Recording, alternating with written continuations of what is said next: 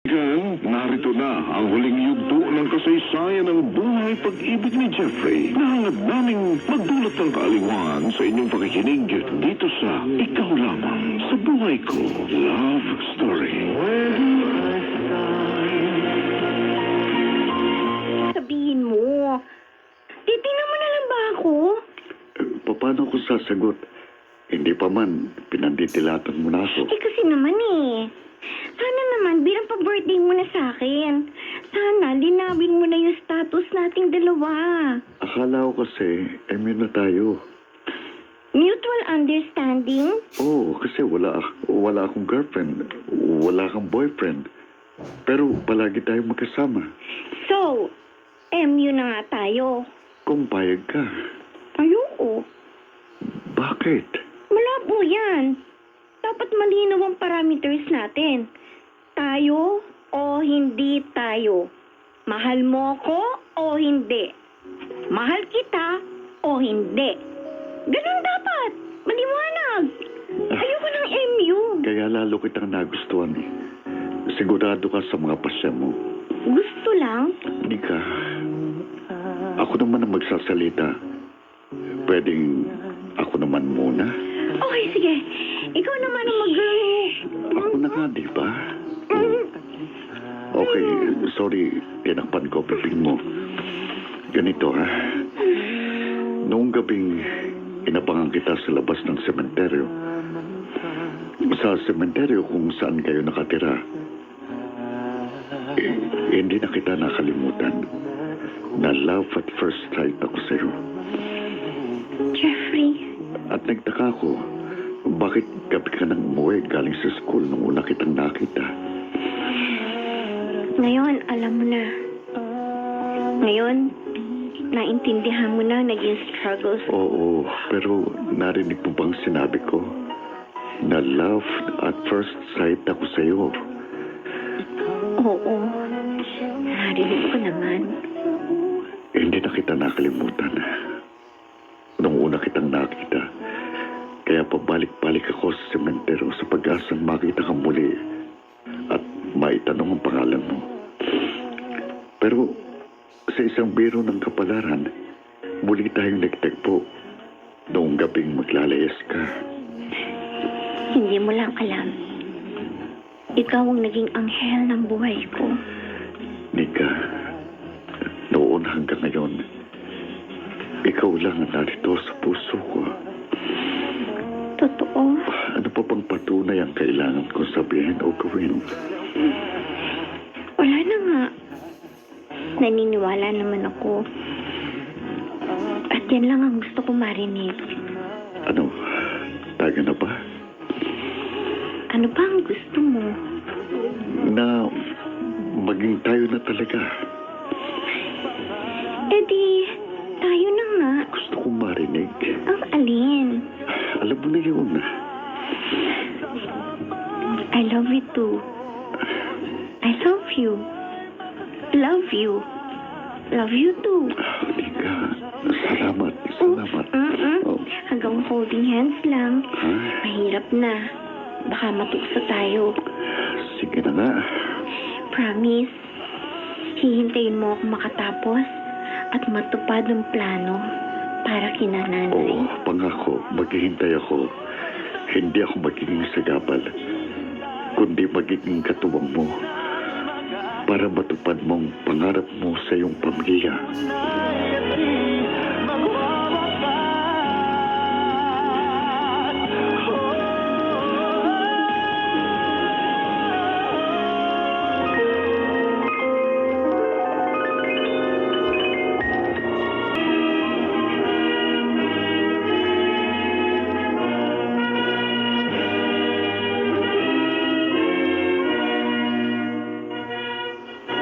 Congratulations, anak.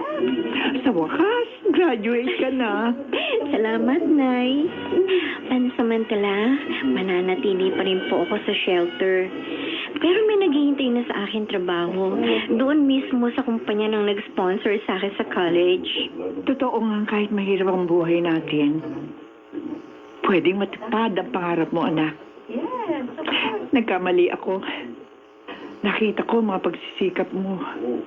At ang mga taong naniwala sa kakayahan mo.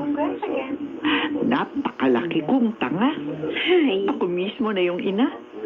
Ako pang madlang no sa pag-aaral mo. Nay, tapos na yun. Graduate na ako. Ito na ang unang hakbang sa mga plano natin. Mga plano mo lang, anak. Kasi ang totoo, naging makitid ang isip ko. Hindi ako naniwalang may mararating ka. Nay, tama na yan. Patawarin niyo na ang sarili niyo dahil napatawad ko na kayo. Moving forward na tayo. Habang tuloy ang trabaho ko sa shelter, pwede na ako maghanap ng maliit na apartment para temporary nating bahay. Alis na kayo sa sementeryo. Oh, Nika. Totoo, anak? Opo. Hindi na kayo iigib ng tubig sa labas.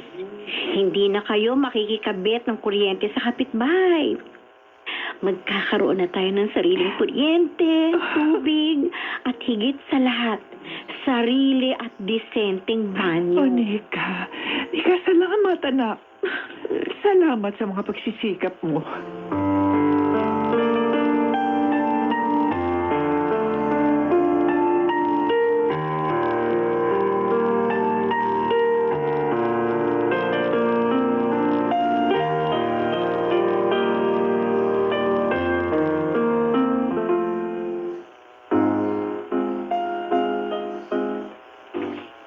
Aalis ka. Oo. 2 years lang naman ako sa Myanmar. Malapit lang naman yon. Isipin mo na lang na pumunta ako sa Mindanao. 2 years lang talaga. Oo. At huwag kang mag-alala. Iiwan ko rito ang puso ko. Hindi ako mahagaw sa'yo ng iba. Jeffrey, Oo. Ngayon ka pa ba magtutuda sa akin? hindi naman.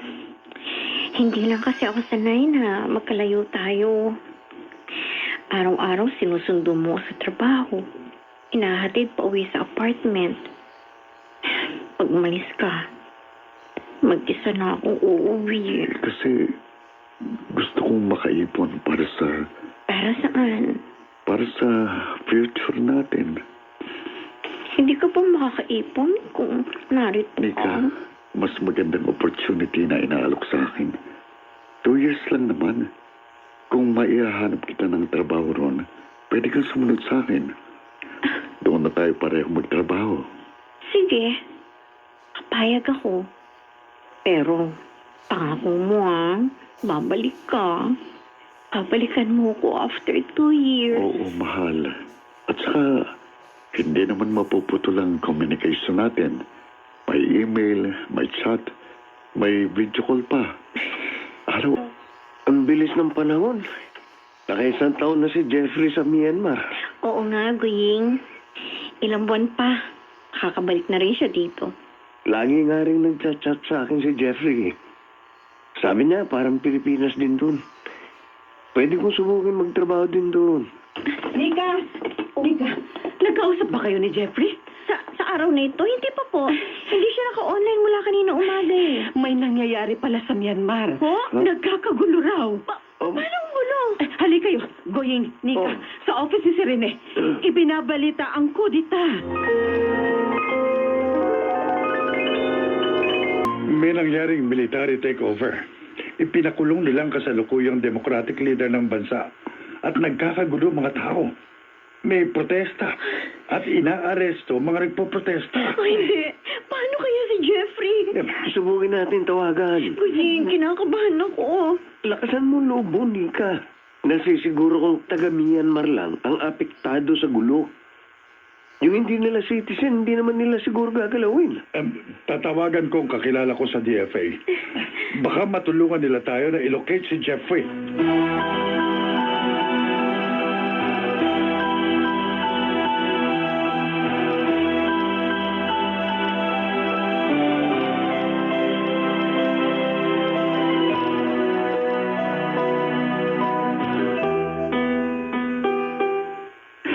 Ang sabi ni Serene, wala pa namang nababalitang Pilipino na nadamay sa gulo. Opo, Nay. Ay, salamat na lang. Pero sana tumawag man lang si Jeffrey. Lakasan mo ang loob mo, anak. Magdasal tayo. Walang imposible sa Diyos. Tay, ayoko may mangyaring masama kay Jeff. Nagsisimula pa lang kaming tuparin ang mga pangarap namin. Eto nga't naaprobahan na yung housing loan ko. Ibabalita ko pa lang sa kanya tungkol sa bibilin kong bahay. Saka naman ito nangyari. Huwag mong hayaang matalo ka ng takot, Nika. Hintay tayo. Ginagawa na ni Serena ang kaya nila ni Ma'am Esper para mahanap si Jeffrey sa Myanmar at mapauwi siya rito sa Pilipinas.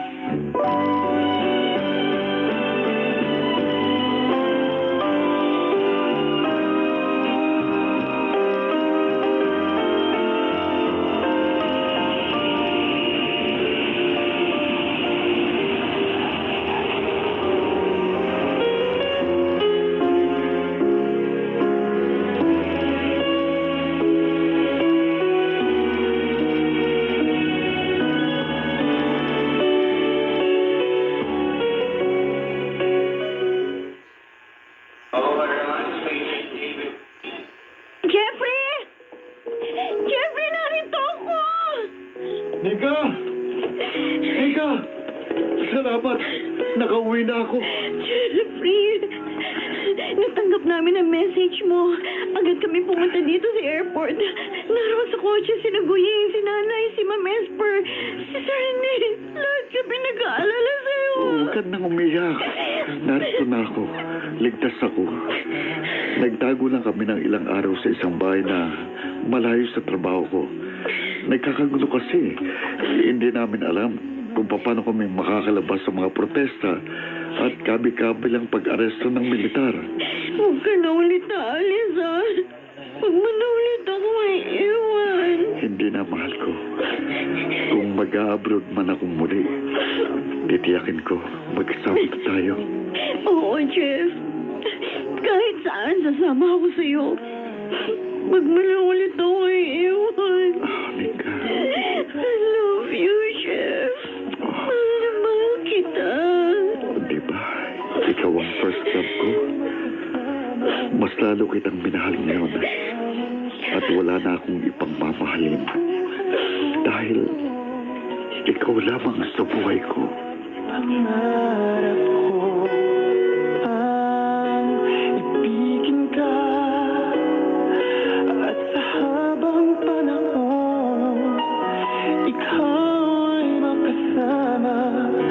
Ikaw na lang ang siyang kulang sa buhay ko ito. Pangarap ko ang ibigin ka.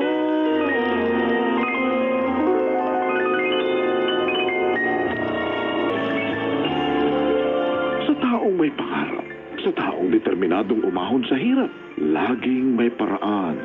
Laging may taong ipadadala ang langit para katulungan. Magsikap at manalig ka lamang. Kapwa regalo ng langit sa isa't isa sina Jeffrey at Nika. Napatunayan nilang totoong may relasyong itinakda ng langit. Kaya kung hanggang ngayon wala ka pang partner in life, maghintay ka lamang. Darating din ang talagang para sa iyo. Dito na nagtatapos ang karanasang padala ni Jeffrey.